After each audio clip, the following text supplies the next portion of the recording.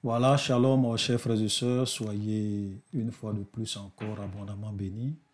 Donc, nous sommes dans la suite de notre étude sur les 4 grandes doctrines sur la perception de Dieu. Et nous sommes toujours dans la deuxième phase où nous sommes en train de parcourir chacune de ces 4 doctrines et voir les doctrines qui sont fausses et voir aussi la doctrine qui est vraie parmi ces 4 doctrines.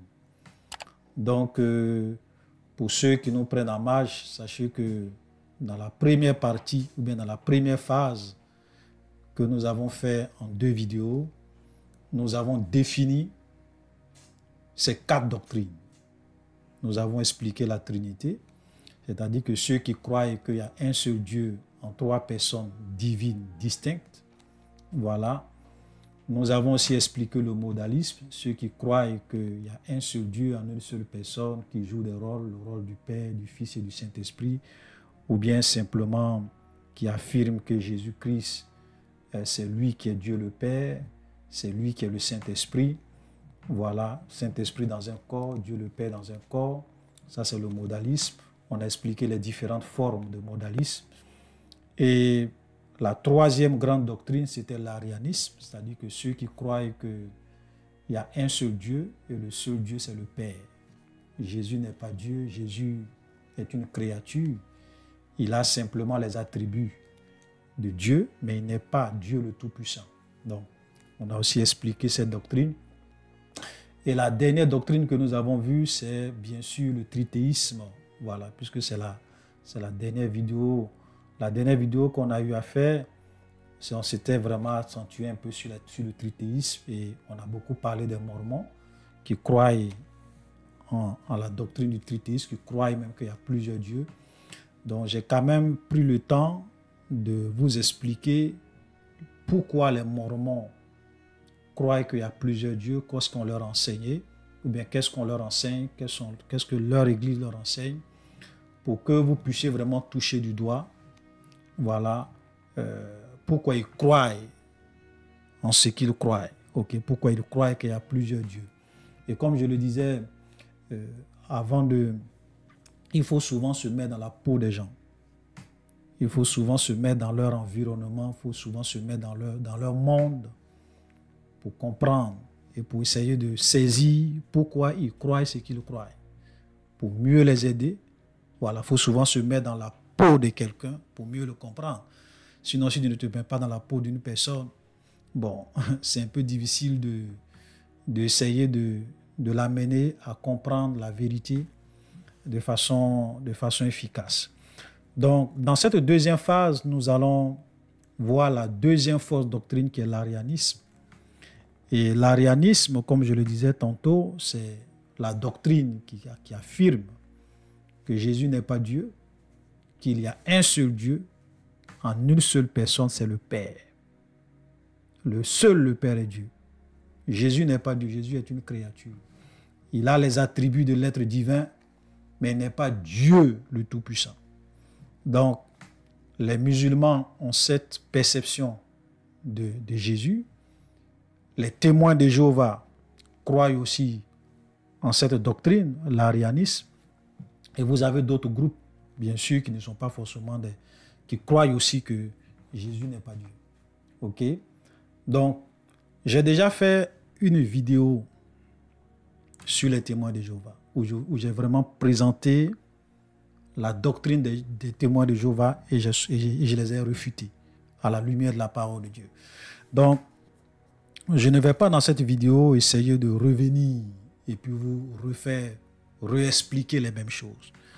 Donc, ce que je vais faire, je vais mettre le lien de la vidéo que j'ai eu à faire sur les témoins de Jéhovah. Voilà, pour vous expliquer un peu ce qu'ils croient. Donc, je vais mettre le lien dans la description de la vidéo et puis je vais aussi épingler le lien de cette vidéo dans le premier commentaire que je vais faire sur cette vidéo.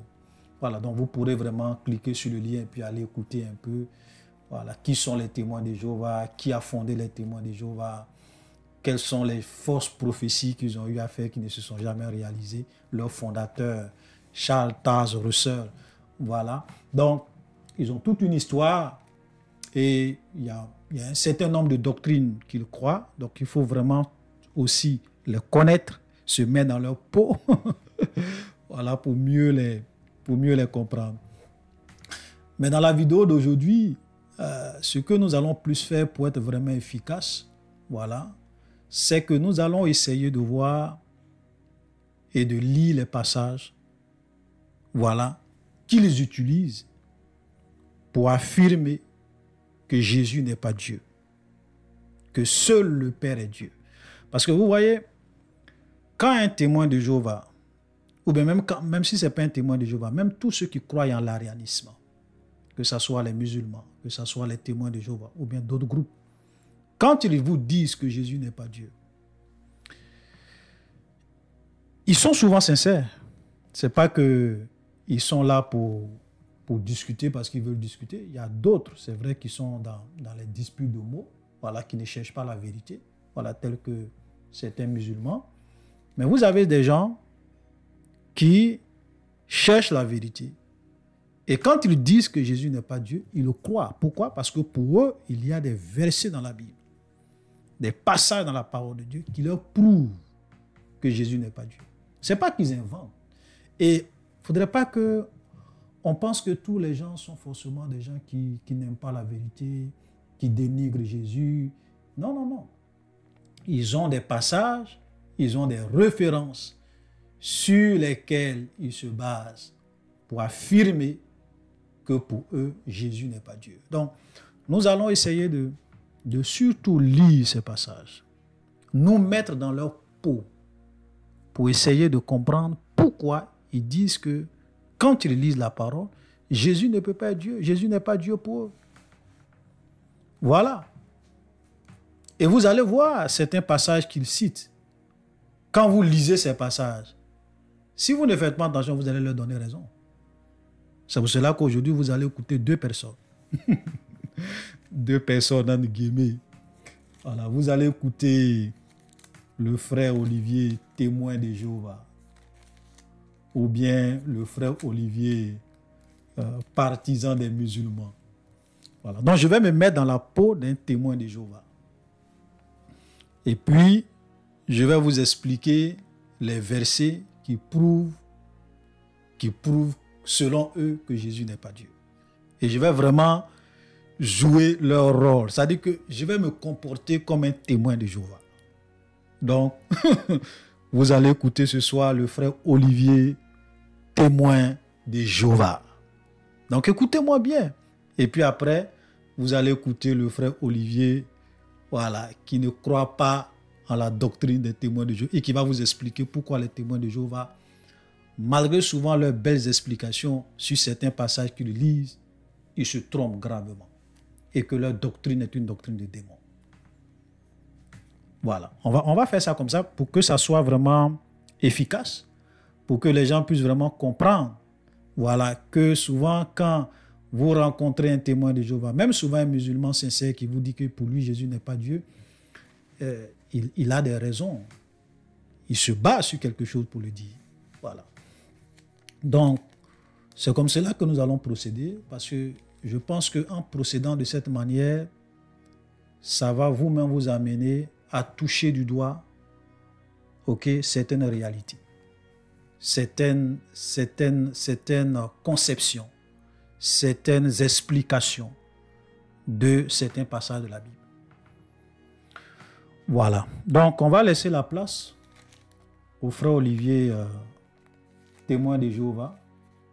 Voilà. J'espère que nos amis musulmans ne vont pas venir prendre un extrait de cette vidéo pour dire « Ah, voilà le frère Olivier, il affirme, il démontre que Jésus n'est pas Dieu. Il est devenu musulman, il croit à ce que... » Non. Voilà, donc faites attention. Voilà. Je ne veux pas que quelqu'un vienne prendre l'extrait de ma vidéo, couper une partie pour aller présenter une partie sur sa page ou sur sa chaîne pour dire que oui, le frère Olivier dit que Jésus n'est pas Dieu, il a démontré. Voilà, parce que je sais que les ennemis de la vérité, voilà, les ennemis de la vérité aiment ça. Ils aiment souvent venir prendre des extraits de ce que tu as dit. Ils vont aller déformer pour faire croire que tu as dit, que tu affirmes quelque chose, mais tu crois en quelque chose que tu n'as pas voulu dire. Donc, soyons vigilants. OK? Voilà. Donc, je vais me mettre dans la peau. On va laisser la parole au frère Olivier, témoin de Jéhovah, qui va nous expliquer pourquoi, selon lui, puisqu'il est témoin de Jéhovah, selon lui, pourquoi Jésus ne peut pas être Dieu. Voilà. Donc, pourquoi Jésus n'est pas Dieu? Mais c'est simple. Vous savez, quand vous lisez la Bible, ça c'est le frère Olivier, témoin de Jéhovah, qui parle, qui vous parle et qui va vraiment vous expliquer pourquoi Jésus n'est pas Dieu. Vous savez, quand vous lisez la Bible, il y a des passages qui sont tellement clairs, qui parlent clairement, qui prouvent que Jésus ne peut pas être Dieu. Mais quand vous avez des gens comme ce monsieur qui vous enseigne sur Vérité Biblique TV, qui se fait appeler frère Olivier, qui a fait une vidéo de 2 heures de temps pour montrer la divinité de Jésus sans vraiment prouver clairement, voilà, ou bien en faisant semblant de ne pas réellement aborder certains passages, parce que ça les gêne. Et vous savez, quand vous rencontrez des gens qui veulent forcément prouver que Jésus est Dieu, souvent, il y a des passages qu'ils ont du mal à aborder parce que ça ne les arrange pas. Parce que ces passages-là prouvent que Jésus n'est pas Dieu. Nous allons commencer par Jean chapitre 4. Il y a beaucoup de passages, mais je vais vous donner quelques et je vais vous expliquer.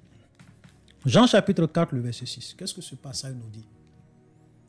Là, on parle de Jésus. Hein. Là se trouvait le puits de Jacob. Jésus, fatigué du voyage, écoutez très bien, Jésus, fatigué du voyage, était assis au bord du puits. C'était environ la 6e heure. La première des questions qui frappe, c'était comment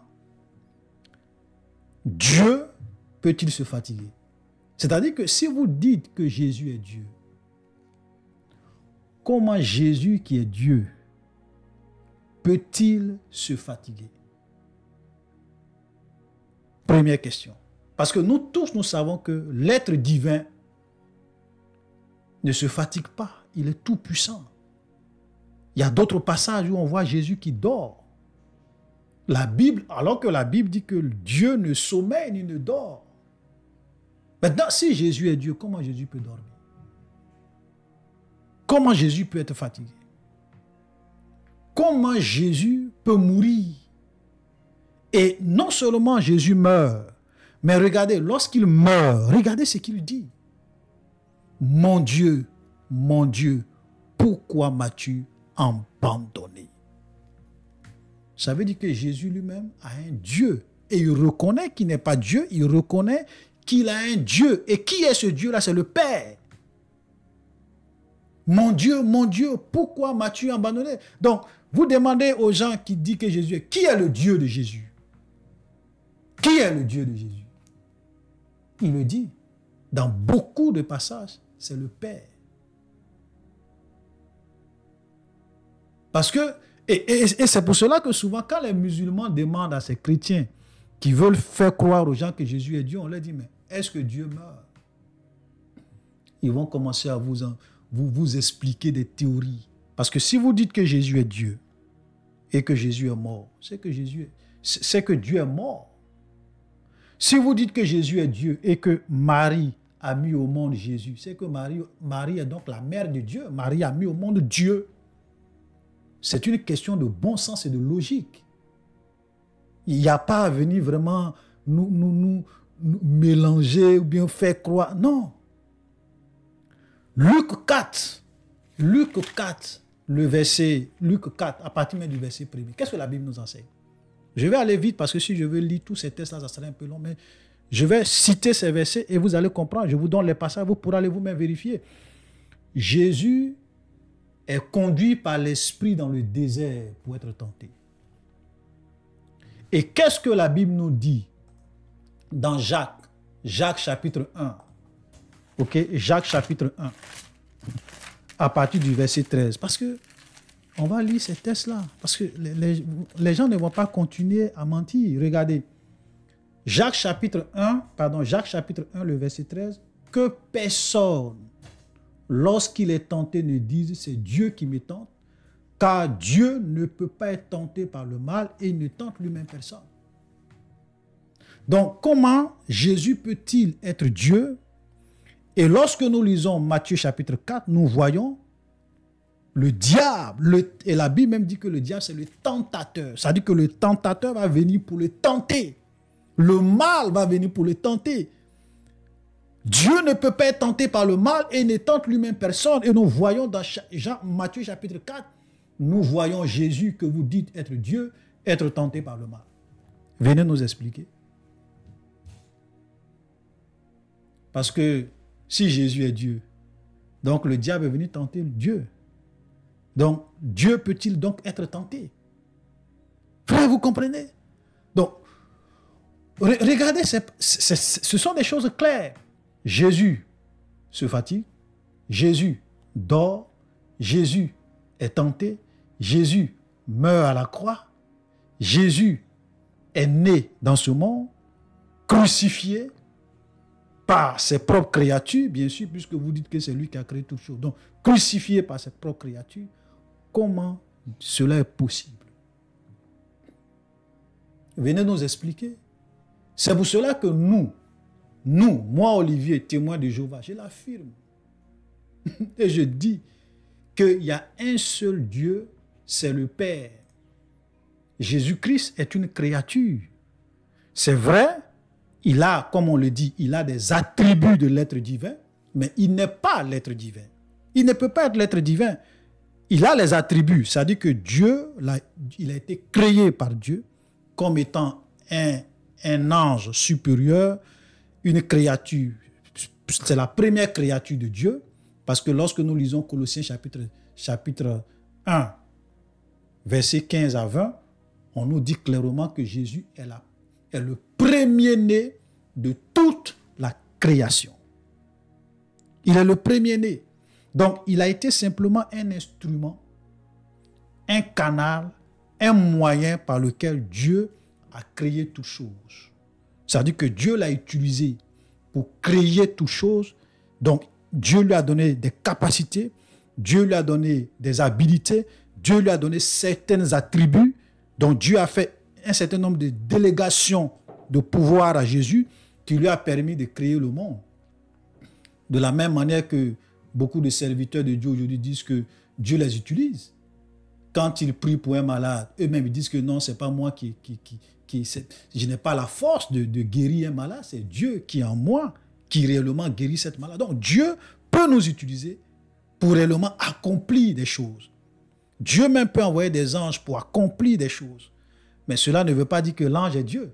Cela ne veut pas dire que tu es Dieu. Le pasteur qui a des dons spirituels, qui accomplit des prodiges, mais il n'est pas Dieu. Mais c'est un instrument entre les mains de Dieu, entre les mains de l'Esprit de Dieu, pour accomplir des miracles. Mais il ne peut en aucun cas être Dieu.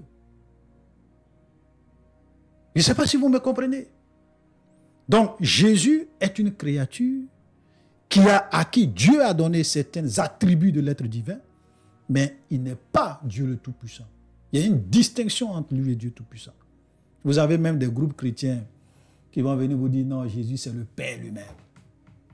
Si ce n'est pas les gens qui croient en la Trinité pour dire que le Père, le Fils, le Saint-Esprit, ce sont les gens qui disent non, Jésus c'est le Père lui-même. Voilà. Donc Jésus n'est pas Dieu, c'est une créature. Donc ce n'est pas la peine d'aller vous emmerder, aller écouter ce plaisantin du frère Olivier qui vous enseigne sur, comme on appelle, Vérité Biblique TV, pour dire que non, Jésus... Et puis regardez, moi j'ai écouté son enseignement de 2 heures de temps, où il dit les preuves irréfutables. Les preuves irréfutables que Jésus est Dieu. Et puis il dit Dieu peut s'envoyer lui-même. Regardez des aberrations comme ça. Dieu peut s'envoyer lui-même. Mais si Dieu peut s'envoyer lui-même, pourquoi il envoie les anges? Pourquoi il envoie les prophètes? Si Dieu peut s'envoyer lui-même. Vous voyez, ça dit que ce sont des gens, quand ils sont tellement bloqués, ils vont essayer de trouver des tournures pour vous flatter. Moi, frère Olivier, témoin de Jéhovah, je l'affirme, Jésus n'est pas Dieu. C'est une créature. Écoutez-moi très bien, ce n'est pas encore fini. Ça, c'est entré en matière. Voilà, c'est entré en matière. On n'est pas écouter ce monsieur, oh boy, oh, tout ça pour distraire les gens. Ok? Nous allons lire Colossiens. Ce n'est pas la peine que les gens pensent que nous, on est là, on invente des choses, on n'a rien à faire. Voilà. Non, on va lire Colossiens. Voilà, Colossiens chapitre 1. Voilà, parce que quand on lit là, les gens voient. Colossiens chapitre 1, le verset 15. Il est l'image du Dieu invisible, le premier-né de toute la création. Car en lui ont été créés, dans nous, notre Bible témoin de Jéhovah, car en lui ont été créées toutes les autres choses. On n'a pas dit toutes les choses, toutes les autres choses. C'est pour cela que la Bible des témoins de Jéhovah est la bonne traduction. Parce que dans la Bible des protestants, ils vont dire « car en lui ont été créées toutes les choses ». Voilà. Ok? Jésus est le premier-né de toute la création. Il y a quelque chose qui est plus clair que ça? Si tu es le premier-né de toute une famille, c'est que tu es le premier fils. Donc, si Jésus est le premier-né de toute la création, comment il peut lui-même être un être incréé? Il peut lui-même et de surcroît être Dieu. Comment? Premier-né de toute la création. C'est pas clair? Le premier-né d'une famille, ça veut dire qu'on l'a mis au monde. Il a été... Donc, si Jésus est le premier-né de toute la création, c'est une créature. C'est ce que ce verset est en train de dire. Et regardez, et ce qui est encore frappant, c'est-à-dire qu'il y a des passages encore très clairs. Ça, c'est Jésus lui-même qui parle. OK? Matthieu et Jean 17, le verset 3. Écoutez très bien votre frère Olivier, témoin de Jéhovah. Je vais vous démontrer que Jésus n'est pas Dieu. Frère Olivier, témoin de Jéhovah, écoutez-moi. Jésus prie, Jean 17, verset 3. Qu'est-ce qu'il dit? Il prie le Père. Jésus est en train de prier le Père. Et il dit, « Oh, la vie éternelle, c'est qu'ils te connaissent, toi le seul vrai Dieu. » La vie éternelle, c'est qu'ils te connaissent, toi le seul vrai Dieu. Il y a quelque chose qui est plus clair que ça. Et il ajoute, ça c'est Jésus même qui parle, et celui que tu as envoyé, Jésus-Christ. C'est-à-dire que Jésus lui-même, il reconnaît que celui qu'il a envoyé là, c'est le seul vrai Dieu. Et il s'adresse à qui? À Dieu le Père, au Père. Or, la vie éternelle, c'est qu'ils te connaissent, toi le seul vrai Dieu. Toi le seul vrai Dieu. Je ne sais pas comment les gens lisent la Bible. Toi le seul vrai Dieu. Et celui que tu as envoyé, Jésus-Christ. 1 Corinthiens, chapitre 8, le verset 6. On va lire ce passage. Ça c'est une bombe. Ça c'est une bombe dans le camp des trinitaires, des modalistes, voilà, des gens comme le frère Armando, ils ne comprennent rien. Voilà, vérité biblique sans cesse. Ce monsieur-là, lui aussi dit qu'il est un enseignant. Comme ce faux frère de vérité biblique TV, le frère Olivier. Lui avec son frère Armando. 1 Corinthiens chapitre 8, le verset 6. Écoutez ce passage. Néanmoins pour nous, il n'y a qu'un seul Dieu, le Père. Néanmoins pour nous, il n'y a qu'un seul Dieu, le Père, de qui vient toute chose et pour qui nous sommes. Et un seul Seigneur, par qui sont toutes choses et par qui nous sommes. Frère, est-ce que ça là, j'ai besoin d'interpréter ça?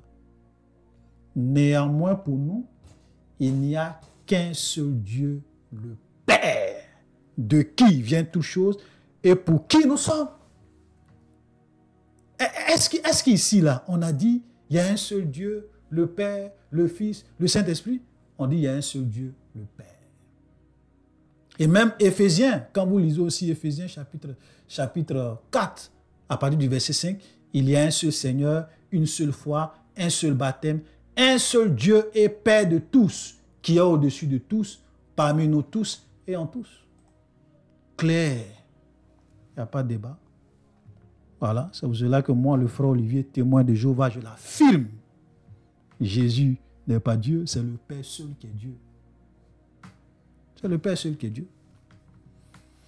Voilà. Vous voyez, vous perdez votre temps. Non, le frère Olivier, Vérité Biblique TV, il a démontré que Jésus est Dieu. Ouais. Ils viennent prendre les passages dans la Bible qui les arrangent. Pour vous tromper. Pour vous tromper. Et ça continue. Regardez, quand vous lisez par exemple, quand vous lisez Jean 14, le verset 28, qu'est-ce que Jésus dit? Le Père est plus grand que moi. Bon. Est-ce qu'il y a quelqu'un qui est plus grand que Dieu? Qui est plus grand que Dieu? Mais Jésus, parce que Jésus sait qu'il n'est pas Dieu, il le dit, le Père est plus grand que moi. Et je vais vous lire un autre passage encore, qui a encore une bombe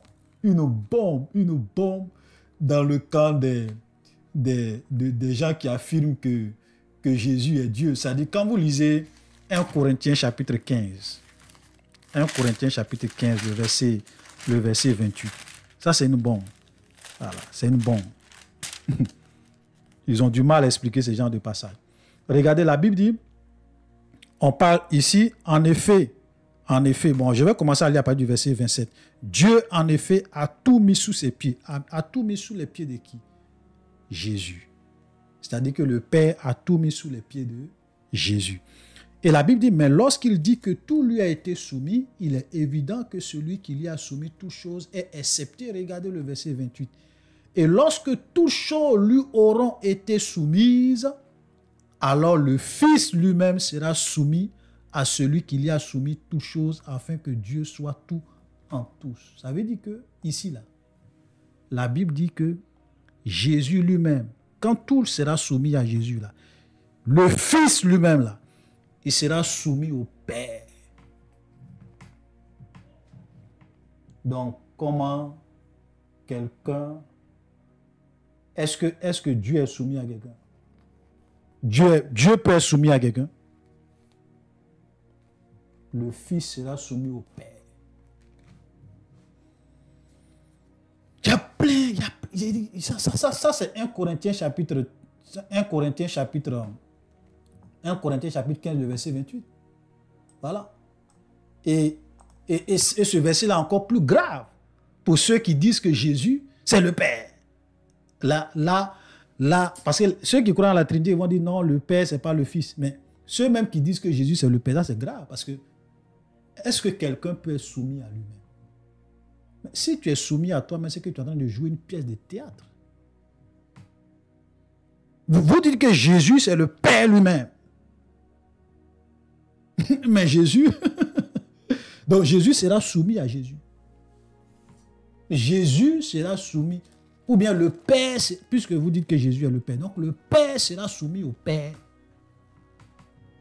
Regardez, ça veut dire quoi? Mais il n'y a rien de logique dans le truc. Rien. Rien de logique. Voilà. Ok? Donc le frère Olivier, écoutez très bien le frère Olivier, témoin de Jéhovah. Je n'ai pas encore fini. Ok? Regardez, Luc 22, verset 40. Jésus prie. Ça, c'est... Et souvent, quand les musulmans les demandent, bon, vous dites que Jésus est Dieu, mais pourquoi Jésus prie? Il prie pourquoi? Est-ce que Dieu prie? Ils vont rentrer dans des explications. Dieu peut-il prier? Nous, les hommes, on prie Dieu. On peut comprendre, les hommes, parce que quand... Et puis même quand vous regardez Jésus, quand Jésus prie dans Luc 22, verset 42, regardez ce qu'il dit. Il prie, il dit, Père, et il dit, non pas ma volonté. Non pas ma volonté, moi Jésus. Non pas ma volonté, moi le Fils. Mais toi, ta volonté. Il y a combien de volontés? Il y a combien? Vous dites que Jésus c'est le Père, non? Donc ici, là, il y a combien de volontés? Parce que souvent ils vont dire non, c'est Jésus fils qui parle. Non, ça c'est Jésus qui prie en tant que le fils. Ça c'est Jésus qui parle en tant qu'homme. Donc ça veut dire que dans le même corps de Jésus là, tu as une personne humaine et puis tu as une personne divine. Donc tu as deux personnes dans Jésus. Puisqu'ils disent que c'est le Jésus homme qui parle. Oh boy. Voilà, oh boy, ça c'est le frère sur Plaisantin de Vérité Biblique TV là. Oh boy. Ouais, moi aussi je vais dire oh boy, puisque je suis le frère Olivier, témoin de Jéhovah. Oh boy. Deux volontés distinctes. La volonté de Jésus en ce moment, lorsqu'il prie, il veut que la coupe s'éloigne de lui. C'était ça ce qu'il voulait. C'était ça sa volonté. C'est pour cela qu'il dit, non que ma volonté ne se fasse pas, mais toi, Dieu le Père, que ta volonté se fasse. Comment une même personne peut avoir deux volontés, si ce n'est pas deux personnes différentes? Parce que si tu as deux volontés, si tu as deux centres de volonté, ça veut dire que tu es deux personnes. Donc, Jésus avait une double personnalité. Reconnaissez ça?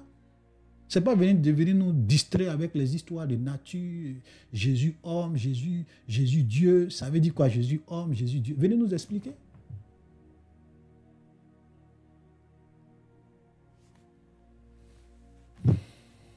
Voilà, donc, est-ce que vous avez besoin que je continue encore? Hein? Je l'ai dit, Matthieu 27, 46, mon Dieu, pourquoi m'as-tu abandonné? Ok, et puis voilà une autre bombe. Oh, une autre bombe. Ça là même là. Ça c'est une bombe. Matthieu 24, 36. Marc 13, 32. Jésus ne connaît pas le jour ni l'heure de son retour. Il ne connaît pas le jour ni l'heure. Oh boy, oh boy, oh boy. Voilà, je vais parler comme ce plaisantin de Vérité Biblique TV qui dit oh boy. Oui, moi aussi j'ai dit oh boy. Jésus ne connaît pas le jour ni l'heure. Et il dit, regardez, je vais lire. Oh, vraiment, les chrétiens aujourd'hui ne lisent pas la Bible. Les plaisantés, ils ne lisent pas la Bible. C'est pour cela qu'on les trompe. Ils suivent des aventuriers. Matthieu 24, 36, il dit, pour ce qui est du jour et de l'heure, personne ne le sait, ni les anges, voilà, donc aucun homme ne le sait, ni les anges, ni le Fils, mais le Père seul. Mais le Père seul.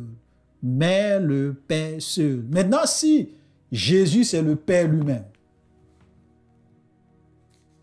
pourquoi il dit mais le Père seul? Venez nous expliquer. Ça, c'est une bombe.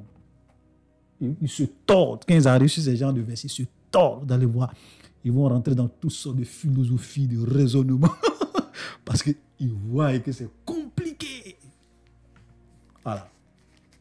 Donc, voilà, je ne veux pas être trop long. Voilà. Vous savez, moi, le frère Olivier, témoin de Jéhovah, je n'aime pas trop que les vidéos, mais mon explication soit longue.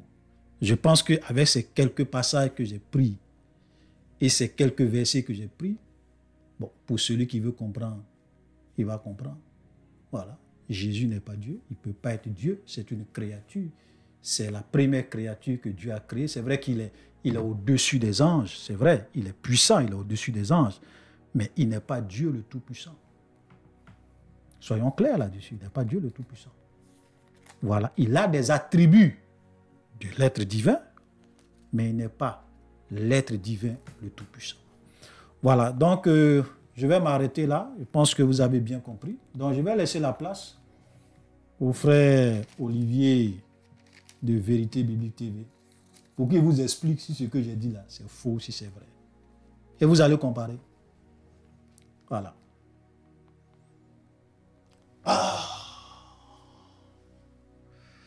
Voilà, donc je me ressaisis. Je reviens, le frère Olivier, Vérité Biblique TV, prend maintenant la place. Voilà. Donc maintenant, je suis le frère Olivier, le vrai frère Olivier de Vérité Biblique TV. Voilà, donc c'est vrai que voilà, j'ai fait cette première partie avec beaucoup de comédie, beaucoup beaucoup de voilà, j'ai détendu un peu l'atmosphère parce que je me suis mis dans la peau vraiment de quelqu'un qui refuse de croire que Jésus est Dieu et les raisons et les passages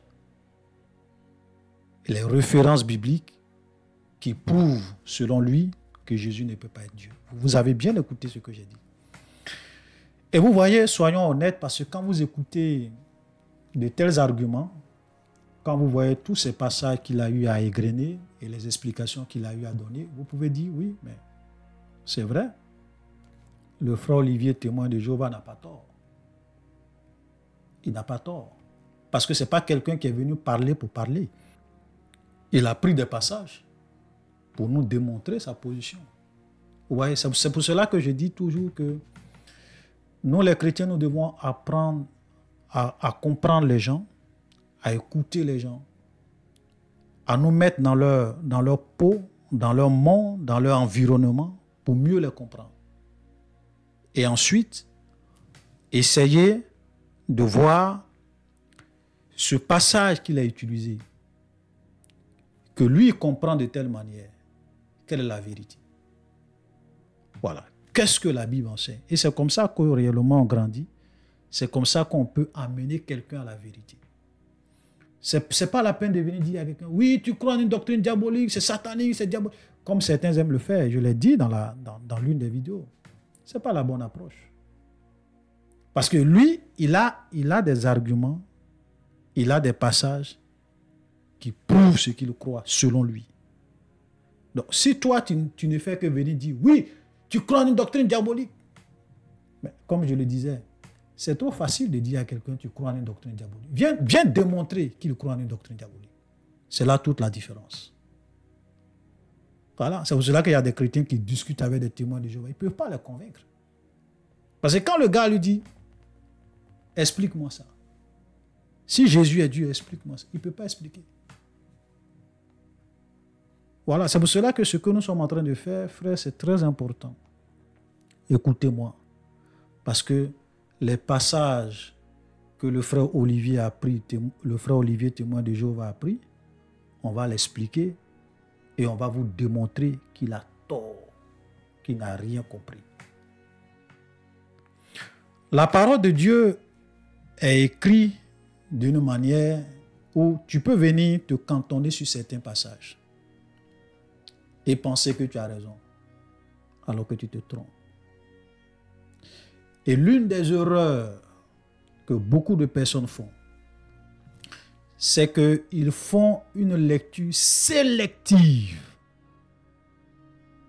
de la parole de Dieu. C'est-à-dire qu'ils ne veulent pas voir tous les autres passages. C'est-à-dire que si vous voulez parler de Jésus, de sa divinité, vous voulez parler du Père, de sa divinité, vous voulez parler du Saint-Esprit et de sa divinité, mais prenez tous les passages de la Bible qui parlent de Jésus, qui parlent du Père, qui parlent du Saint-Esprit. Même les passages qui vous arrangent, ou bien les passages qui ne vous arrangent pas, prenez tout. Prenez tout. C'est-à-dire que vous voyez la Bible comme un tout. Parce que, comme je le dis souvent, je dis, toute la vérité ne se trouve pas dans un verset, dans 2 versets, dans 3 versets, souvent même dans 4 versets. Toute la vérité ne se trouve pas dans un livre. Je vous assure que si toute la vérité se trouvait dans un seul livre, Dieu allait nous permettre à ce que nous ayons un seul livre. Si toute la vérité se trouvait dans un seul verset, Dieu allait nous donner un seul verset. Mais si Dieu nous a donné tous les livres de la Bible, qui sont des livres inspirés, c'est pour que nous puissions prendre tous ces livres dans leur ensemble et comprendre les passages, les versets dans leur contexte selon l'époque, pour ne pas nous tromper. Pour ne pas nous tromper. Sinon, quelqu'un peut venir prendre cette même Bible et t'enseigner des choses qui sont contraires à la parole de Dieu. Quelqu'un même peut venir prendre cette Bible et justifier le divorce. Vous voulez que je vous montre un passage? Quelqu'un peut venir prendre Deutéronome 24. on va rentrer tout à l'heure dans les versets qu'il a pris, donc ne vous pressez pas. Mais je veux vous amener à comprendre cette vérité que si vous n'avez pas l'habitude de comparer les Écritures avec les Écritures, et si vous vous cantonnez de fonder votre foi seulement sur certains passages, frère, les gens vont vous séduire. Et c'est ce que ce frère Olivier, témoin de Jéhovah, vient de faire. Quand vous l'écoutez, il va vous séduire. Regardez, par exemple, je prends le divorce. Quelqu'un peut venir dire, le divorce est dans la Bible. Qui a dit que Dieu est contre le divorce? Et puis il va venir te citer Deutéronome 24. Regardez, il dit, Deutéronome 24, ça c'est Dieu qui parle, hein? Moïse qui écrit sous l'inspiration du Seigneur. Lorsqu'un homme aura pris et épousé une femme qui viendrait à ne pas trouver grâce à ses yeux, parce qu'il a découvert en elle quelque chose de honteux, il écrira pour elle une lettre de divorce et après la lui avoir remise en main, il la renverra de sa maison, elle sortira de chez lui, s'en ira et pourra devenir la femme d'un autre homme. Ça veut dire que si moi je trouve quelque chose de honteux en ma femme, que je n'aime pas, ça ne m'apprécie pas. Ici, on n'a pas dit infidélité. Hein. On dit, si tu as découvert en elle quelque chose de honteux, on n'a pas dit infidélité. Donc, tu écris une lettre de divorce, tu lui donnes. Elle sort de chez toi et peut devenir la femme de quelqu'un d'autre. C'est pour cela que les Juifs ont demandé à Jésus, est-il permis à un homme de répudier sa femme pour n'importe quelle raison? Jésus a dit non. Il dit non, mais Moïse nous a dit. C'est écrit dans la parole. Jésus, toi, tu dis quoi? C'est écrit. Donc, je vous dis tout ça pour vous dire qu'on peut venir prendre la Bible et l'interpréter dans un sens pour vous tromper. On peut venir prendre les Écritures et l'interpréter dans un sens pour vous tromper. Et c'est ce que beaucoup de faux pasteurs, de faux prophètes font aujourd'hui. Ils trompent les chrétiens comme ça. Il y a des vérités dans la parole de Dieu. C'est un peu comme un billet de banque. Un billet de banque. Quand vous prenez un billet de banque, quelqu'un peut venir vous présenter un billet de banque. Peut-être un billet de 1 dollar ou bien de 20 dollars canadiens ou bien même un billet de 10 000 francs CFA. Et puis, il vous présente la première face. Il vous présente la première face. Et quand tu regardes la première face, tu dis, oui, mais c'est juste, c'est correct. Mais il a bien... Non, mais tous les dessins sont là. Non, ça c'est un vrai billet. Et puis quand il fait comme ça, il tourne l'autre face. Il n'y a rien. Et c'est là que tu te rends compte que c'est un faux billet. Il y a des vérités. Ça veut dire qu'il y a des doctrines. Si tu veux avoir toute la vérité, il faut prendre en compte les deux facettes de la vérité. Parce que si tu ne prends pas en compte les deux facettes de la vérité, tu auras une doctrine déséquilibrée et tu vas t'égarer, comme les témoins de Jéhovah. Jésus est Dieu. Il n'y a pas de doute. Amen. J'ai fait une vidéo de près de 2 heures où j'ai parcouru les Écritures. Je vais vous mettre aussi le lien de cette vidéo-là dans la description de cette vidéo. Donc, je vais mettre 2 liens. Le lien de la vidéo sur les témoins de Jéhovah et le lien de la vidéo qui démontre la divinité de Jésus. Et nous avons fait 2 heures de temps, nous nous sommes plongés dans les Écritures. OK? Donc, c'est très important. Donc, ce que je vais faire aujourd'hui, pour ne pas être trop long, on va essayer de prendre les passages qu'il a pris pour prouver que Jésus n'est pas Dieu. Et on va vous expliquer. Donc, écoutez-moi aussi attentivement. Vous avez écouté le frère Olivier, témoin de Jéhovah. Écoutez le frère Olivier, voilà, qui croit que Jésus est Dieu.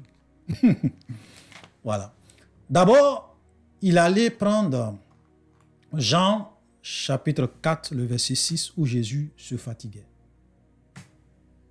Il a dit que Jésus se fatigue parce que comment Jésus peut se fatiguer alors que en réalité, Dieu ne se fatigue pas. Comment Jésus peut avoir faim? Est-ce que Dieu peut avoir faim? Comment Jésus peut dormir? Est-ce que Dieu peut dormir? Comment Jésus peut mourir à la croix s'il est Dieu Est-ce que Dieu peut mourir? Et même quand il meurt à la croix, il dit, mon Dieu, pourquoi m'as-tu abandonné? Et c'est là que vous avez besoin de comprendre une vérité sur Jésus.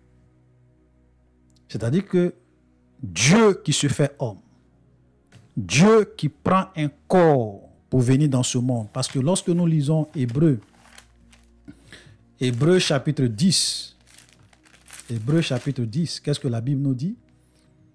À partir du verset 5, c'est pourquoi Christ, entrant dans le monde, dit. Ça veut dire que le Christ, Jésus, le Fils, il existait avant de rentrer dans ce monde. Le Christ existait avant de rentrer dans ce monde. C'est pour cela que Jésus était capable de s'arrêter devant les pharisiens et leur dit, votre père Abraham a tressailli de joie qu'il verra mon jour, et il l'a vu et il s'est réjoui. Et les Juifs lui disent, mais toi tu es malade. Tu n'as pas encore 50 ans et tu dis que tu as vu Abraham. Et Jésus leur dit, en vérité, je vous le dis, avant qu'Abraham fût, je suis. Oh bon. Les Juifs disent, mais ça c'est foutaise. Toi, un jeune homme, tu n'as même pas encore 50 ans, tu nous dis qu'avant qu'Abraham fût, je suis. Ils ont pris des pierres pour le lapider. Ça, pour vous dire que le Fils, que le Christ, que Jésus, il existait avant son incarnation. Nous ne croyons pas à la réincarnation. La réincarnation, c'est une doctrine des démons. Ceux qui disent non, on meurt, on nous enterre, on vient dans une autre vie, soit comme président ou bien comme les arbres. La réincarnation est une doctrine des démons. Il est permis aux hommes de mourir une seule fois, après quoi vient le jugement. Mais nous croyons à l'incarnation et à l'incarnation seule du Fils de Dieu, du Christ. C'est pour cela qu'il dit, le Christ entrant dans le monde, c'est pourquoi Christ entrant dans le monde, dit, tu n'as, il s'adresse à qui? Il s'adresse au Père. Le Fils s'adresse au Père, il dit tu, il ne dit pas je. Il dit tu n'as voulu ni sacrifice, ni offrande, mais tu m'as quoi? Tu m'as formé un corps. Donc le Christ prend un corps et il rentre dans ce monde. Et à partir du moment où tu prends un corps fait de chair, fait de sang, tu prends en même temps une nature humaine. Jésus n'était pas deux personnes. Parce que c'est là que souvent les gens se trompent. Surtout les modalismes. Ceux qui disent que Jésus c'était le Père. On va arriver sur la doctrine du modalisme.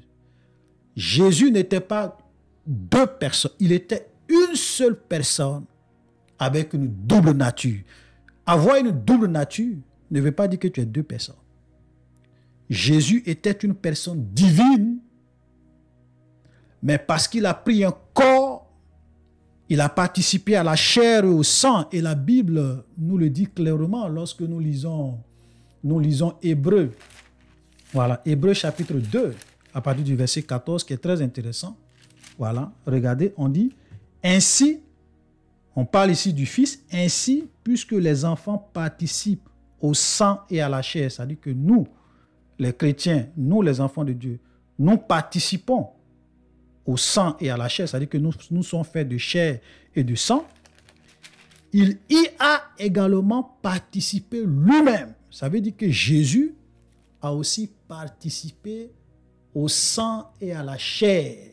Il a également participé lui-même. Ça veut dire que Jésus a participé à la chair et au sang. Donc, il avait un corps humain, un corps fait de chair et de sang. Et donc, parce qu'il s'est fait homme, parce qu'il a pris sur lui cette nature, il est devenu homme, il est rentré dans ce monde. Il s'est formé un corps, il est rentré dans ce monde. Il était homme. Il avait la nature humaine. Et il avait la nature divine. Mais c'était une seule personne. Et donc, à partir du moment où tu deviens homme, tu es dans un corps. Mais c'est normal que tu meurs. Puisque tu es dans un corps mortel, tu es dans un corps fait de chair et de sang. Et Jésus lui-même le dit clairement, il dit, n'ayez pas peur de ceux qui tuent le corps et qui après qui ne peuvent tuer l'âme. Regardez cette précision. Jésus dit, n'ayez pas peur de ceux qui tuent le corps et qui ne peuvent pas tuer l'âme. Ils tuent le corps et puis après ils ne peuvent rien faire. Mais craignez plutôt celui qui peut faire périr le corps et l'âme dans la géhenne. Tu peux me tuer, mais même si tu me tues, c'est mon corps que tu as tué. Tu ne peux pas tuer mon âme, tu ne peux pas tuer mon esprit. Donc, quand le Christ meurt à la croix, qu'est-ce qui meurt? Qu'est-ce qu'on tue à la croix? C'est l'esprit? Jamais. L'esprit est immortel. C'est l'âme? Jamais. L'âme est immortelle. Donc, ce qui meurt à la croix, c'est pour cela que nous disons que ce qui meurt à la croix, c'est le corps. Donc, dire que Dieu est mort à la croix, quand tu le dis, il faut l'expliquer.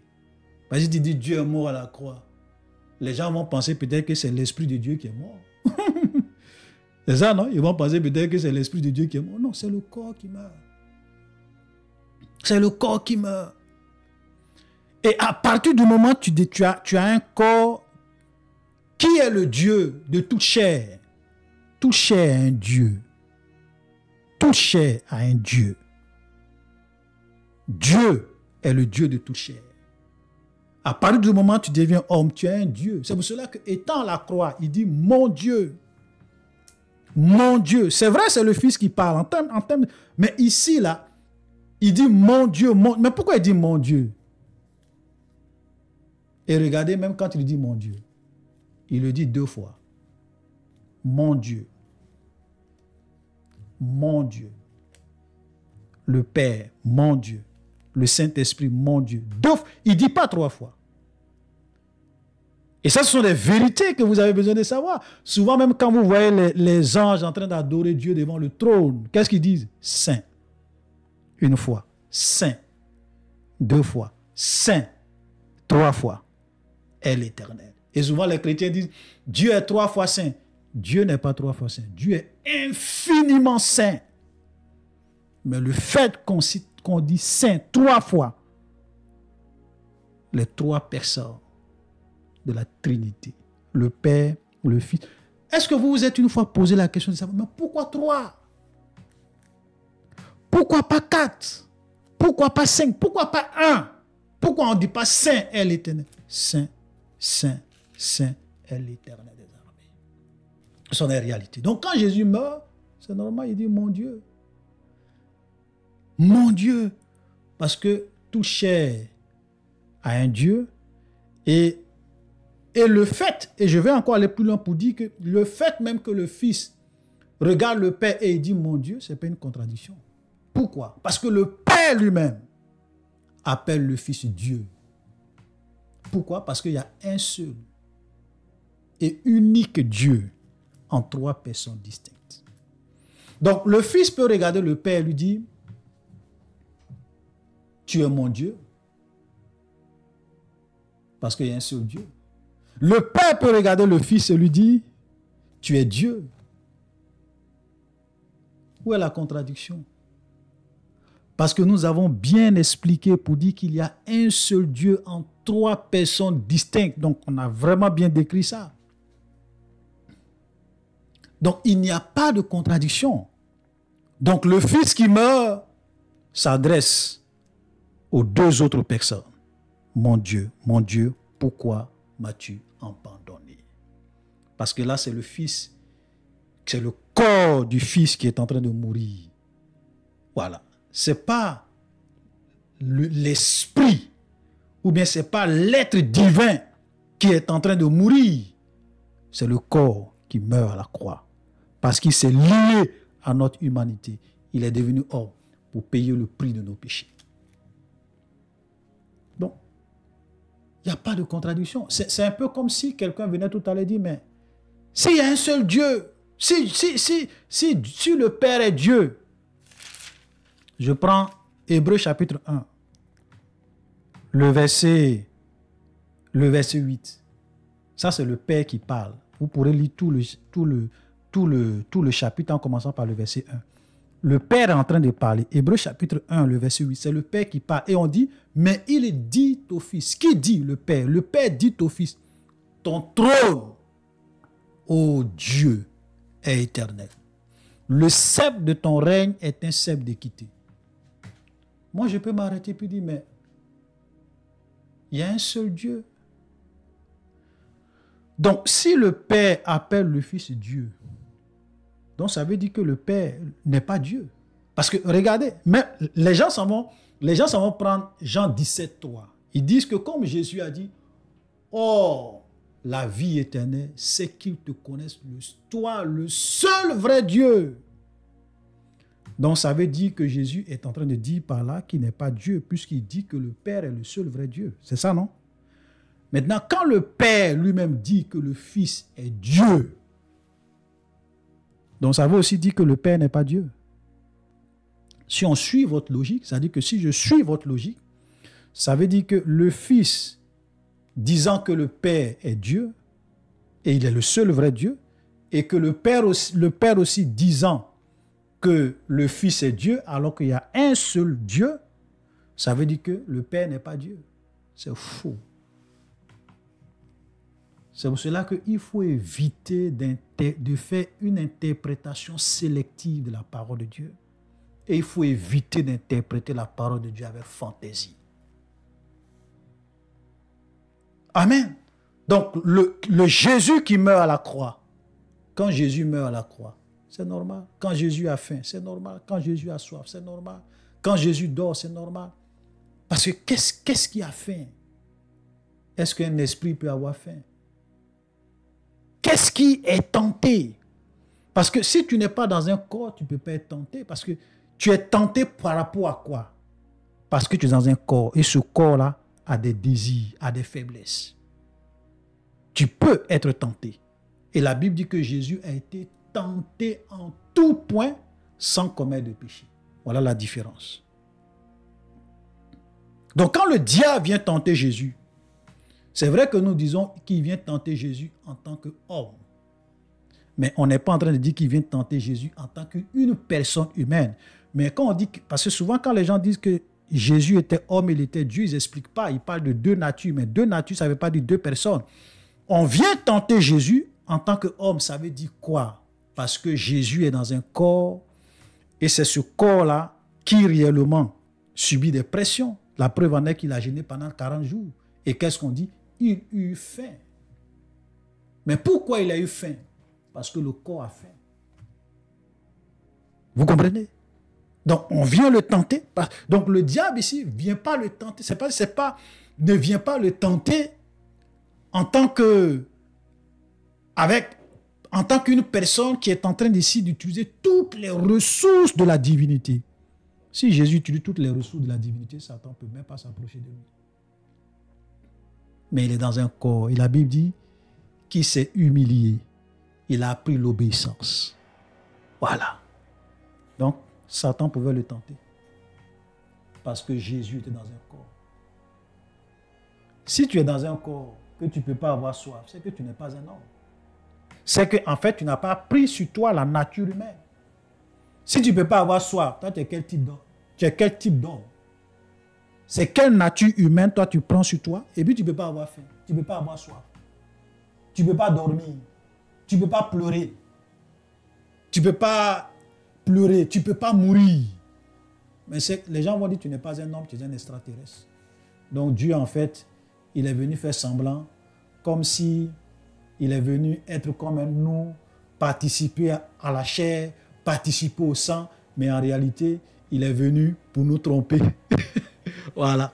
Non. Donc Jésus, dans ce monde, dans un corps, il avait la nature humaine. Et il a laissé cette nature humaine jouer son rôle. C'est-à-dire qu'il s'est comporté et il a vécu dans ce monde comme un homme. Dans beaucoup de domaines. Sinon, le diable ne pouvait pas venir le tenter. C'est impossible. Donc, quand Jésus dort, quand Jésus a soif, quand Jésus a faim, quand Jésus meurt, ça s'explique simplement par le fait qu'il avait la nature humaine, qu'il avait un corps humain, qu'il était chair, qu'il était sang. C'est tout. C'est tout. Sinon, si Jésus n'était pas dans un corps, si Jésus ne venait pas participer à la chair et le sang, sur quel pied Satan allait s'arrêter pour venir le tenter? Voilà. Donc, quand on dit que Dieu ne peut pas être tenté par le mal, il faut comprendre. Voilà, il faut comprendre. Ça veut dire que Dieu, dans sa nature, dans son essence, en tant que la divinité, tu ne peux même pas t'approcher de lui pour le tenter. Comment tu vas faire? Tu ne peux pas. Mais parce qu'il s'est humilié, il s'est dépouillé et qu'il est venu dans ce monde, il s'est formé un corps, il est rentré dans ce monde, il a participé à la chair et au sang. Voilà, il pouvait avoir soif, faim, mourir. Tout ce que nous expérimentons dans ce corps, Jésus l'a expérimenté. La fatigue, la soif, la mort, la tentation. Il a expérimenté tout ça. Voilà comment il faut comprendre. Donc vous voyez très bien que venir prendre un tel passage pour dire que Jésus n'est pas Dieu, c'est faux. On va continuer. Ensuite, il a pris un autre passage dans 1 Colossiens chapitre 1, le verset 15, où il a dit que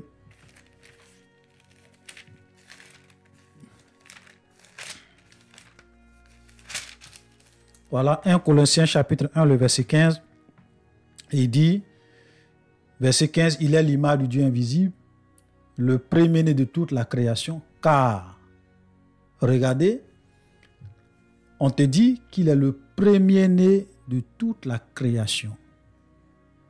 Car, mais pourquoi il est le premier-né de toute la création? On va t'expliquer ce que ça veut dire, le premier-né de toute la création. Car, en lui ont été créées toutes les choses. Quand vous prenez la Bible des témoins de Jéhovah, ils ont mis « car en lui ont été créées toutes les autres choses ». C'est une falsification de la vérité. Parce que si vous demandez aux témoins de Jéhovah, montrez-nous, puisque nous tous nous savons que le Nouveau Testament a été écrit en grec, grec koiné, montrez-nous l'original de la Bible en grec que vous avez utilisé pour traduire votre Bible en anglais ou bien en français, montrez-nous. Je mets quiconque au défi. Et si vous rencontrez un témoin de Jéhovah, mettez-le au défi de vous montrer l'original de laquelle ils ont traduit leur Bible et qu'ils vous montrent dans le grec koiné le mot autre. Ça n'existe pas. C'est eux-mêmes qui ont ajouté ça. Même si vous prenez les Bibles, vous avez souvent des sites qu'on appelle les interlinéaires. Ok, quand vous partez là, on vous met le verset en grec avec les mots et on vous fait une traduction mot par mot. Le mot autre que les témoins de Jéhovah ont ajouté dans leur Bible, ça n'existe pas. C'est une contrefaçon, c'est une falsification. Et ils sont très forts dedans. Même quand vous prenez Jean 1:1, au commencement était la parole, au commencement était le logos. Le logos était avec Dieu, était ton théon. Et théos était le logos. Ils ont mis, et la parole était un Dieu. Le 1, ça n'existe pas. C'est une falsification. J'ai déjà fait une vidéo où j'ai parlé du prologue de Jean 1:1. Et j'ai expliqué, j'ai démontré dans cette vidéo que la traduction des témoins de Jéhovah est une falsification. Ils vont vous dire non, l'article défini n'existe pas. Mais pourtant, dans ce même chapitre, il y a des passages où on parle de Dieu. L'article défini n'existe pas. Ils ont traduit ça par Dieu. Dieu avait grandi. Ce sont des faussaires. Des faussaires. Et dans Hébreux, chapitre 1, le verset 8, quand on dit, mais il dit au Fils, ton trône, ô Dieu, Le ô Dieu là, c'est ô théos. L'article défini est bien là, clair. On ne va pas venir distraire les gens. Mais ce sont des menteurs, des faussaires. Donc ils tripatouillent, ils font des fausses interprétations pour égarer les gens. Vous comprenez? Donc ici, là, il a dit, car en lui ont été créées toutes les choses qui sont dans les cieux, sur la terre, les visibles, les invisibles, trône, dignité, domination, autorité. Tout a été créé par lui et pour lui. Est-ce que vous pouvez croire un seul instant que Dieu a créé toutes choses pour une créature? Pour une. Parce qu'ici, là, on n'a pas dit seulement par lui. Parce qu'ils vont dire souvent, Dieu a créé toutes choses à travers lui. Mais ici, on dit pour lui.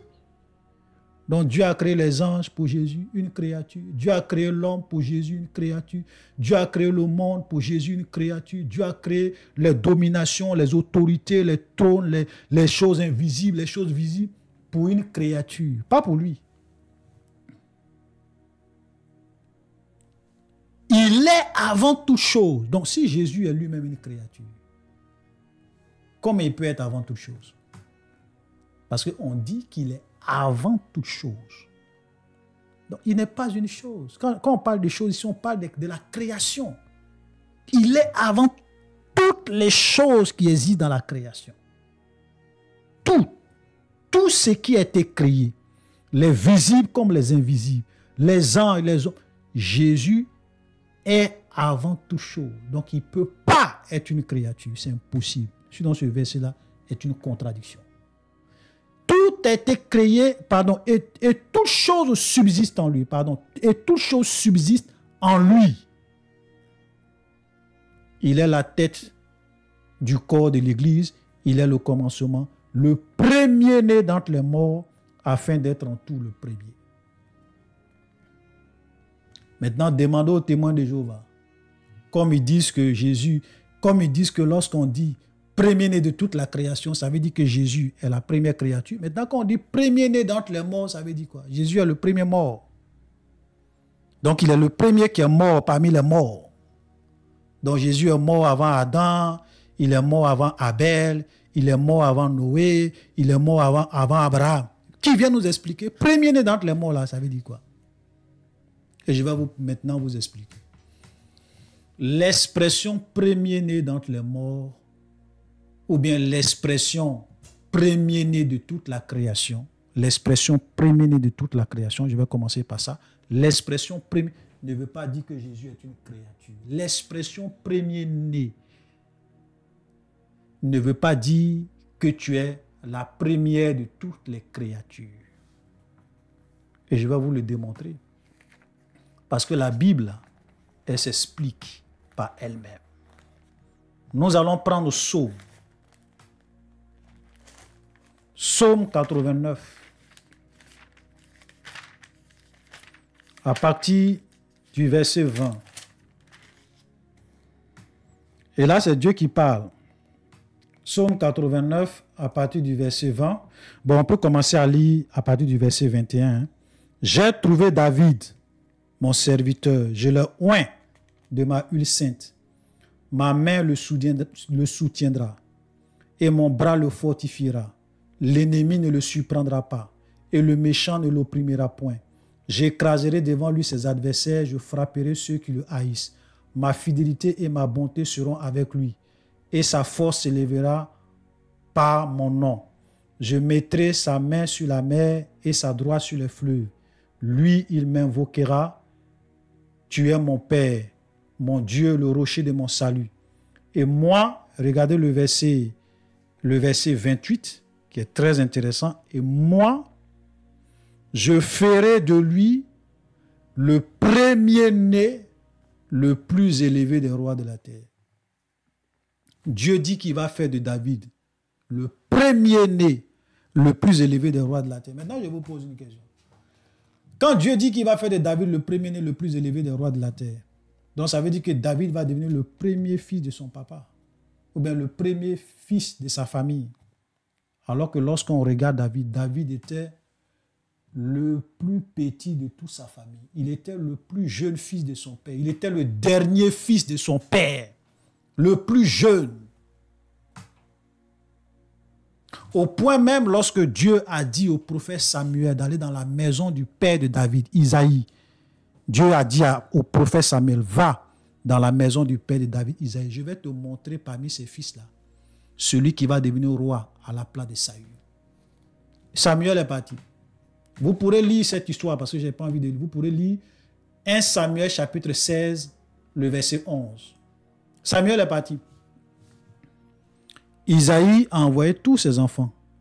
Et David était tellement petit, on ne l'a pas invité. On lui a dit d'aller surveiller le troupeau de son papa dans les champs. Donc, les fils qui sont venus pour que Samuel puisse, Dieu puisse dire à Samuel, celui qui sera roi là, c'était les grands frères de David. On dit, toi tu es petit, va au champ, va surveiller les troupeaux de papa. Toi tu ne peux pas être roi. Tu n'es même pas, je vais dire, tu ne fais même pas partie de la liste. Tu es trop petit, tu es trop jeune, va. Samuel est venu. Et Dieu n'a pas choisi un seul. C'est-à-dire que quand Isaïe envoie tel fils, Dieu dit c'est pas lui. Deuxième fils, Dieu dit à Samuel c'est pas lui. Tous les grands fils d'Isaïe sont passés. Dieu n'a désigné personne. Et Samuel était vraiment choqué. Il dit mais Dieu n'a désigné personne parmi tes. Est-ce que ce sont là tous tes enfants? Ce sont là tous tes fils? Et c'est là maintenant que le père de David va dire, ah oui, il y a un dernier, le plus jeune, bon, il est derrière les troupeaux.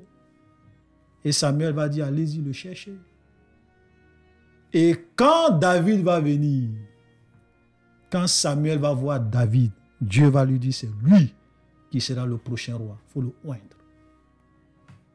Donc David n'était pas le premier-né de sa famille.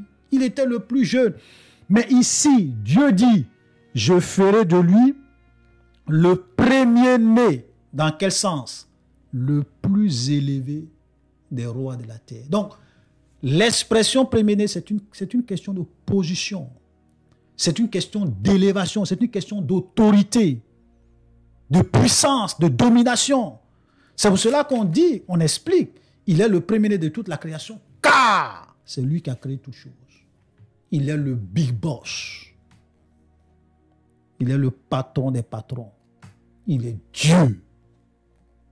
Ça ne veut pas dire qu'il est le premier de tout. Il est la première créature. Mensonge. Mensonge des témoins de Jéhovah. Et on te dit qu'il est le premier-né d'entre les morts. Cela ne veut pas dire qu'il est le premier des morts. Ça veut dire qu'il est le premier qui a connu la mort et qui est revenu à la vie et qui ne connaîtra plus, et qui ne connaîtra plus jamais la mort. Il a dit à Jean sur l'île de Patmos, je tiens dans mes mains les clés de la mort. J'étais mort, mais voici je suis vivant. Je tiens dans mes mains les clés de la mort et du séjour des morts. Alléluia. Donc, il y a des gens qui sont revenus à la vie, mais après ils sont morts. Jésus a ressuscité plein de personnes. Même Jésus a ressuscité Lazare, mais après Lazare est mort. Mais le premier-né d'entre les morts, ça veut dire qu'il est le premier à connaître la résurrection. Il est le premier ressuscité avec un corps de gloire qui ne connaîtra plus jamais la mort. Et nous aussi, lorsqu'il reviendra, il nous ressuscitera. Tous ceux qui sont morts, ils reviendront à la vie avec des corps de gloire incorruptibles. Alléluia. Voilà, c'est pour cela que nous devons craindre Dieu. Nous devons nous soumettre à sa volonté parce que notre espérance, il reviendra nous chercher. Alléluia. Donc, vous voyez que prendre Colossiens chapitre 1, le verset 15 à 20, et dit non, Jésus est la première créature. On vient de vous expliquer, ce n'est pas vrai. On continue. Voilà. Deuxième passage, 1 Corinthiens 15, le verset 28. Le Fils lui-même sera soumis au Père. Et donc, et ça c'est l'un des problèmes avec les hommes. C'est-à-dire que pour eux, parce qu'on a dit que le Fils, que Jésus sera soumis au Père, ça veut dire que Jésus n'est pas Dieu. Vous savez, ça ce passage-là, c'est un passage qui pose un problème véritable. C'est un passage qui peut poser un problème si tu crois que Jésus, c'est le Père. Quand nous allons arriver sur le modalisme, nous allons voir comment ceux qui croient au modalisme interprètent ce verset. On va écouter leur version, comment ils interprètent ce verset. Mais c'est un verset qui leur pose des problèmes. Mais pour quelqu'un qui croit en la Trinité, ce n'est pas un problème. Parce que nous croyons en un seul Dieu, en trois personnes distinctes. Mais c'est le seul et unique être divin. Donc, le Fils peut être soumis au Père, il n'y a pas de problème. Parce que, vous savez, dans l'esprit des gens, ils se disent, mais si Jésus est Dieu et qu'il est soumis au Père, ça veut dire que Jésus ne peut pas être Dieu. Voilà leur pensée. Maintenant, moi, je leur pose. En fait, et leur manière de réfléchir, c'est un peu comme si... Écoutez-moi très bien, c'est un peu comme si moi, je venais et puis je dis, bon, mon papa est un être humain. Mon papa est un être humain. Donc, si moi, le fils, je suis soumis à mon papa, ça veut dire que moi, je ne suis pas un être humain. Je suis un animal. C'est exactement le même raisonnement que les gens ont. C'est-à-dire qu'ils disent, le Père est Dieu.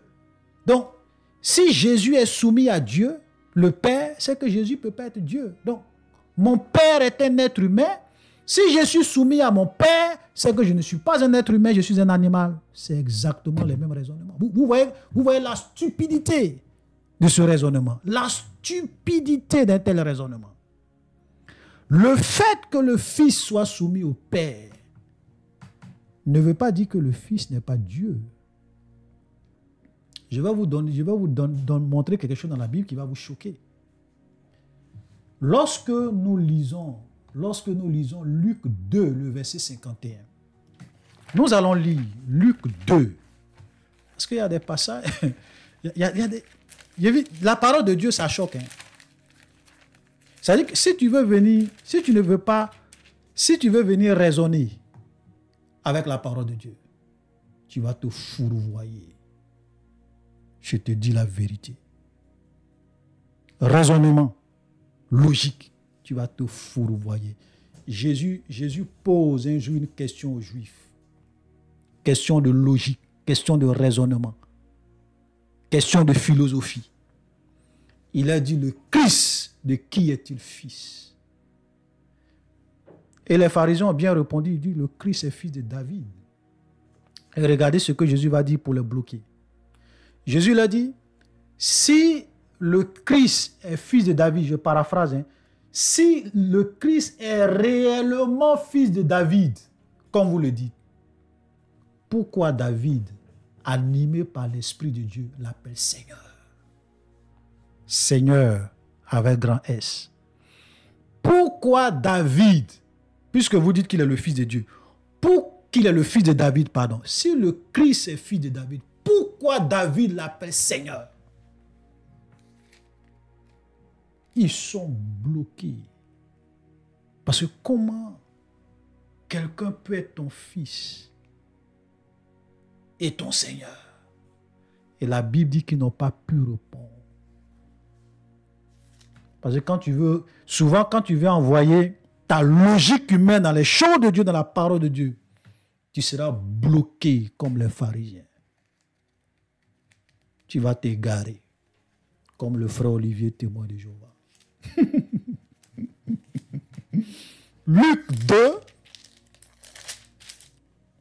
Luc 2, verset 51. Voilà, Luc 2, verset 51. Voilà. C'est plutôt Luc 2, verset 51. Donc, puis il descendit avec eux pour aller à Nazareth. Il leur était soumis. Sa mère gardait toutes ces choses dans son cœur. Jésus était soumis à qui? Jésus était soumis à Joseph et à Marie, à ses parents, sur le plan humain, voilà, sur le plan charnel. Maintenant, je vous pose une question. comment Jésus, que vous-même, même vous les témoins de Jéhovah, vous dites que c'est lui qui a créé toutes choses, il est la première créature de Dieu, il est la créature la plus élevée, il est grand, il domine, il est plus grand que les anges, les hommes, tout ça. Donc il est supérieur à eux sur le plan spirituel, il est supérieur à eux. Maintenant, comment vous comprenez le fait que Jésus soit soumis, étant dans un corps, il est soumis à Marie et à Joseph. Donc ça veut dire que là même, puisque là même Jésus n'est plus un homme, parce que là il est soumis aux hommes, donc là il devient un animal. Vous voyez ces genres d'aberrations, ça conduit à des blasphèmes comme ça. Parce que nous, dans notre tête, la soumission, c'est toujours un problème. Pour nous, la soumission, c'est vraiment quelque chose de répugnant, quelque chose de dégradant, quelque chose de... Frère, dans la soumission, c'est pas ça. La soumission, c'est pas ça. Donc le fait que le Fils soit soumis au Père, cela ne veut pas dire que le Fils n'est pas Dieu, parce que le Père est Dieu. Ça n'a rien à voir. Vous savez, nous les hommes, on a un problème avec l'autorité. Et je vais vous dire, le principe de la hiérarchie, le principe de l'ordre, le principe de l'autorité, trouve sa source dans l'être divin lui-même. Je le répète, le principe de l'harmonie, de la hiérarchie, de l'autorité, trouve sa source dans l'être divin lui-même. Donc tout l'ordre que vous voyez dans le monde, chez les hommes, dans les choses créées, c'est une image de l'autorité et de la soumission dans l'être divin, dans les trois personnes de l'être divin lui-même. Dans une parfaite symbiose et harmonie, une perfection qui nous transcende. Maintenant, comme nous sommes des hommes charnels, on pense que le fait d'être soumis à quelqu'un, c'est quelque chose de dégradant. Ça n'a rien à voir. Ça n'a rien à voir. C'est pour cela qu'il faut faire beaucoup attention. Donc, Jésus est soumis au Père. Cela ne veut pas dire que Jésus n'est pas Dieu. Et quand on va arriver dans la vidéo sur les modalismes, on va vous expliquer comment les modalistes expliquent ce passage. Voilà. Donc, faisons beaucoup attention. Voilà, faisons beaucoup attention. La Bible même dit que on parle de Jésus et on dit « Ayez en vous les sentiments qui étaient en Christ, lequel, existant en forme de Dieu, n'a point regardé comme une proie arrachée d'être égal avec Dieu, mais il s'est humilié. » Je vais lire ce passage parce que, vous voyez, le Fils était égal.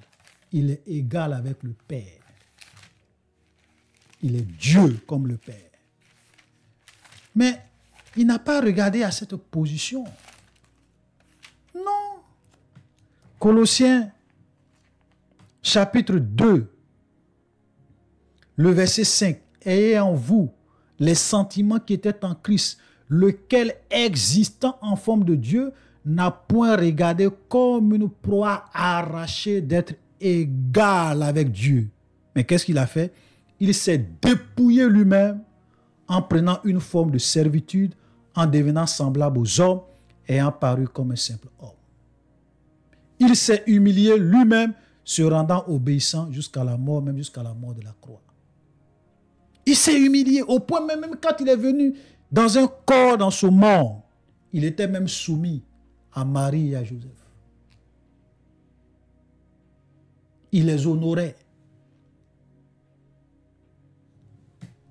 Mais quelqu'un qui est égal avec Dieu, avec le Père, il est même soumis à Marie, à des êtres humains.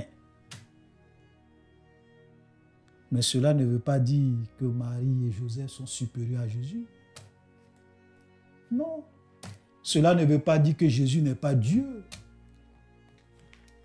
Ça n'a rien à voir avec la divinité de Jésus. C'est une preuve, bien sûr, que le Fils et le Père ne sont pas la même personne. C'est pour cela que nous sommes en train de faire cette étude approfondie sur la Trinité. Donc écoutez-moi très bien. Voilà, donc shalom, chers frères et sœurs. Je pense qu'on a fait déjà plus d'1 heure. Et comme je l'ai dit, je n'aime pas souvent faire les vidéos trop longues. Donc on va s'arrêter là pour aujourd'hui.